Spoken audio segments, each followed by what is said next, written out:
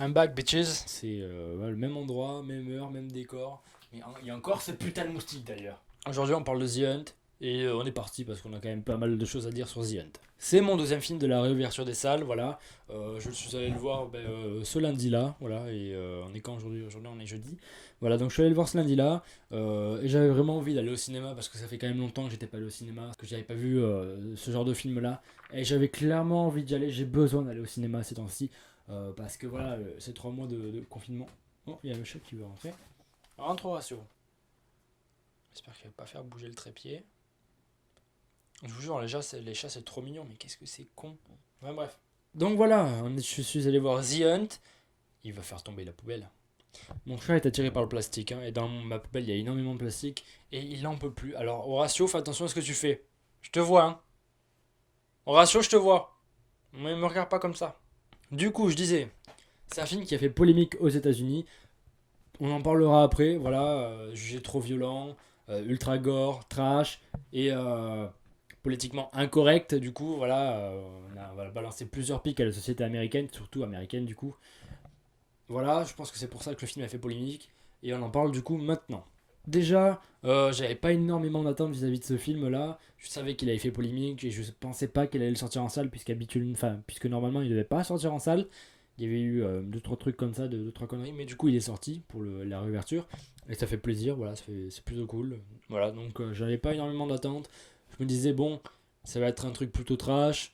Je m'attendais pas à quelque chose de polémique, je m'y attendais pas du tout. Parce que les ricains, on les connaît, c'est des petites natures, ils s'affolent pour rien du tout.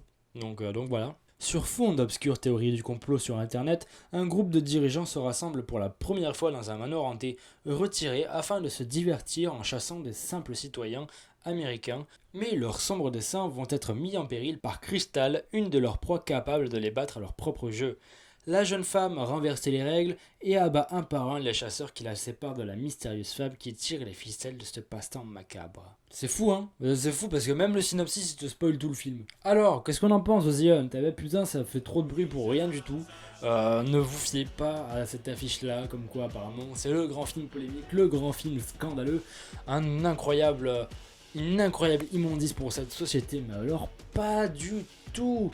Mais pas du tout. Oh là là, ça fait quoi? C'est un film qui a fait polémique chez les ados de 15 ans fans de Weshden, putain. Alors ok, je dis pas, le film est jouissif dans sa 20 premières minutes, vraiment.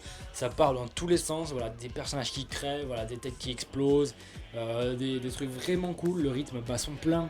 Et on est vraiment à fond dedans dans ces 20 premières minutes, même s'il y a des choses on ne s'y attend pas du tout. Et ça part dans tous les sens, c'est ultra jouissif, ultra jubilatoire. Et ça marche du tonnerre. Et en plus, c'est bien filmé en plus. Mais alors, qu'est-ce que le rythme s'estompe au fur et à mesure du film. Et pour terminer sur un semi-survival, mais chiant, vide et creux. Ah putain, ce gâchis de potentiel, ça me. Donc voilà, enfin le rythme s'estompe au fur et à mesure. On commence ultra bien sur les chapeaux de roue et on kiffe vraiment. On est là, on kiffe de ouf. Il y a un trop plein de kiff, on adore ça. Mais ça s'estompe par la suite, voilà, ça commence à devenir de plus en plus lent, de moins en moins intéressant, de moins en moins drôle, de moins en moins efficace, et pour un climax, mais de merde. Mais vraiment de merde, vraiment, ça fait longtemps que j'ai pas vu un climax aussi pété, peut-être pour Birds of Prey, peut-être, le climax nul à chier aussi pour Birds of Prey. Mais voilà. Alors dans le film, il y a un humour noir, voilà, qui est plutôt sympa. Voilà, j'ai ri à de nombreuses reprises dans le film. On le sent dès le début. Je pensais pas que ça allait être un film à humour noir au début. Je pensais clairement qu'on allait être vraiment dans le sérieux, mais pas du tout. On est clairement sur un film à humour noir où ça balance d'épique à la société. Et ça marche bien la plupart du temps. Des fois, ça marche pas du tout. Mais je pense que la plupart du temps, quand ça marche pas, c'est à cause de la VF, parce que la VF est désastreuse. Donc voilà, j'ai ri quelques fois, mais quelques fois ça fait un gros bide. Et c'est vraiment nul. Voilà, il y a des vannes qui étaient vraiment pas terribles. Et oui, alors les vannes sont très provocatrices. Voilà, tout ça c'est bien très provocateur. Mais c'est pas subtil pour un sou. Clairement, c'est pas subtil. Si vous voulez un film provocateur au dialogue subtil, à l'humour très très noir, regardez C'est arrivé près de chez vous par exemple. Là pour le coup on peut dire que ça pourrait faire polémique à cette époque-ci. Donc c'est sûr que ça ferait polémique à cette époque-ci, on interdirait sa sortie en salle. Là pour le coup ça ferait polémique. Mais alors là non, voilà, c'est vraiment provocateur pour être provocateur. Surtout que en plus c'est vraiment pas subtil, c'est écrit avec des gros doigts. Et c'est juste pour faire chier les gens en fait. Et je vois pas vraiment l'intérêt, je vois pas vraiment ce que ça fout là à l'intérieur. Et c'est quand même dommage, voilà. S'il faut balancer des pics sur la société pour être provocateur, on le beau fond. Alors oui, le film est gore, voilà, ça parle dans tous les sens. Pour les 20 premières minutes en tout cas, puisque ensuite ça s'estompe encore une fois comme je le disais, ça devient de moins en moins gore, de moins en moins intéressant, et il y a de moins en moins de sang. Et même quand c'est gore, on n'y croit pas tellement, puisque les effets spéciaux sont vraiment pas terribles, et les maquillages sont fake, ils sont ultra fake à un moment. Par exemple, à une scène du début, voilà, il y a un mec qui se fait retirer un œil. Voilà. On voit plein de trucs, mais ça, on voit que c'est fake, on voit que c'est du fake, on sait très bien que ça ne ressemble pas à ça. Et ça nous sort complètement du truc, quoi. Donc c'est gore, mais ça marche pas pour autant. Pour ce qui est du casting, le casting. C'est très mauvais. Déjà, alors l'actrice principale, la Betty Gipling, je crois qu'elle s'appelle comme ça, elle joue mal, elle cabotine à mort, elle surjoue à donf. Et ça ne marche pas du tout, ça ne fonctionne pas. Elle a des mimiques de tête, voilà, qui font très penser à Frances McDormand, l'actrice qui a gagné un Oscar pour Three Billboards. Et ça ne marchait pas, j'avais plus l'impression de voir une mauvaise imitation plutôt qu'autre chose. Elle joue très très mal, ça surjoue à mort, et j'y ai pas cru une seule seconde. Pareil pour le personnage de Hilary Swank. Hilary Swank, très grande actrice, voilà, qui a joué dans l'exceptionnel $1 Million Baby de Clint Eastwood. Qui soit rabaissée à ça, sincèrement, putain merde, sérieux. Voilà, elle fait des vannes pas cool, elle est grotesque, elle joue mal. Horatio, j'arrive. D'ailleurs, tout le film nous tease qu'il va y avoir une grande actrice, voilà, parce que le personnage de Hilary Swank va être filmé de dos pendant tout le début du film. Du coup, on va pas savoir qui est le personnage avant les 20 dernières minutes, ou même les 30 dernières minutes. On ne saura pas qui est ce personnage-là. Tout le temps de dos pour garder ce côté mystérieux et pour garder un peu l'anonymat sur le casting, sur l'actrice. Mais alors, les gars, quand vous nous avez montré la bande-annonce, l'actrice Hilary Swank était dans le trailer. Et c'est pas logique du coup ce que vous faites. C'est un peu contradictoire un peu votre truc là. Parce que dans le film du coup, on a 45 minutes où on la filme de dos en mode ouais c'est ultra mystérieux, tu verras, c'est une grande guest, ça veut dire que c'est une très grande actrice, tu verras, on te laisse un petit peu de mystère pour savoir qui elle est. Parce que clairement si c'était pas à cause du casting qu'on la filme comme ça, je ne comprendrais pas à quoi ça sert du coup cet aspect mystérieux là. Pour qu'au final il nous ait tout spoilé dans le trailer. Voilà. Les personnages sont insupportables, tous autant qu'ils tombent. Alors tous, il n'y en a aucun pour attraper. Enfin, il n'y en a pas un pour attraper l'autre. Que ce soit du côté des riches comme du côté des pauvres. Voilà, c'est une sorte de lutte de classe sociale parfois, mais c'était un petit peu bizarre. Il y avait des avis qui étaient très contradictoires en même temps. Donc voilà, aucun personnage très attachant. Même le personnage principal, quoi. Enfin, je suis pas attaché une seule seconde à elle. Elle fait tout le temps la gueule. Elle a un problème d'expression. Elle frappe des gens parce qu'elle est badass. C'est tout ce que je pourrais dire sur ce personnage là pour la caractériser en fait. Elle est badass, elle tape des gens.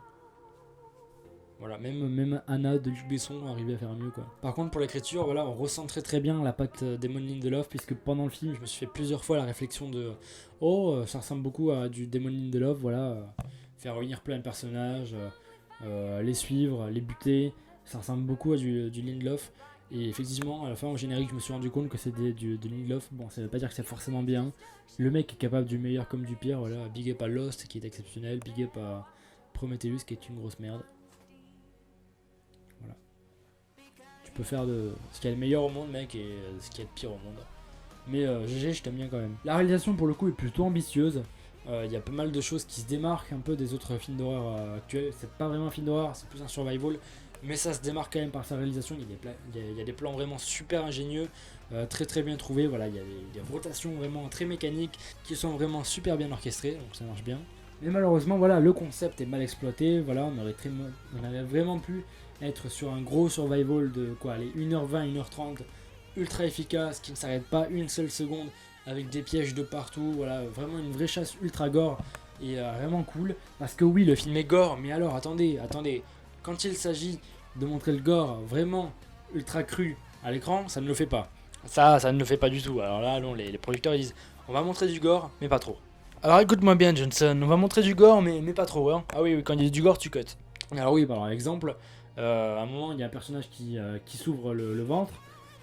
Il va prendre un chalumeau pour se le mettre sur la peau du coup pour refermer toute cette merde. Mais le truc c'est que quand il va mettre son chalumeau sur le bide, eh ben, il va y avoir un gros cut. Voilà, exemple, voilà. Encore un autre exemple, il va y avoir un mec qui va passer sous les roues d'une bagnole, un cut. John Wick 3 ne l'aurait pas fait. Voilà, John Wick 3 par exemple, c'est l'exemple typique de la violence, récemment en tout cas. Voilà, un mec qui se prend des couteaux dans la tête, on le voit. Un mec qui se prend un couteau dans l'œil, on le voit. Un mec qui se prend des coups de sabot dans la gueule, on le voit. On voit tout dans John Wick 3. Et alors là, mais c'est violent sans être violent en fait. J'ai l'impression qu'il y a les studios Blumhouse qui étaient derrière et qui ont dit bof, ouais c'est trash mais abuse pas non plus quoi. On met un bon gros cut sa race et voilà. Alors, raison de plus pour dire que ce film est un pétard mouillé et qu'il fait beaucoup trop de bruit pour rien du tout. Donc voilà, si vous voulez un vrai film qui fait vraiment polémique et qui est vraiment scandaleux, je vous conseille toute la filmographie de Lars von Trier, les films de Gaspard Noé, C'est arrivé près de chez vous. Alors voilà. Alors là, pour le coup, là, oui, là, il y aura du scandale, oui, là, il y aura de la polémique. Là, on pourra effectivement en parler, mais je ne vais pas parler d'un film comme ça. Je ne vais pas parler de The Hunt comme un film polémique, comme un film problématique.